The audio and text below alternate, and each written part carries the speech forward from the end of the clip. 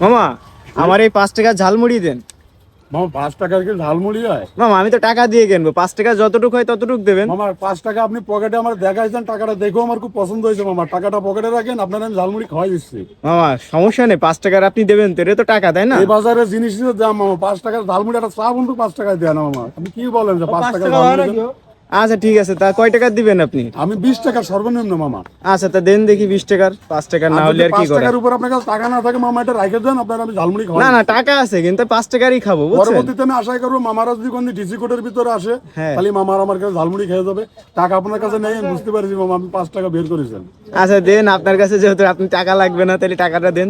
এই যে মামা টাকা রেখে দেন, আমি ঝালমুড়ি খাওয়াই দিচ্ছি আপনাকে। আচ্ছা ঠিক আছে, টেস্ট করবো আজকে, আর আরেকদিন 20 টাকার কেন 50 টাকার নিব। আচ্ছা মামা, টেস্ট ভালো হলে আপনারা আরে আমি বকশিস দেবো, ঠিক আছে? ভালো হতে হবে মামা। টেস্ট যেন ভালো হয়।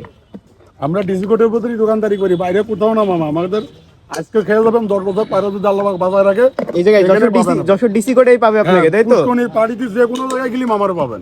আচ্ছা আচ্ছা।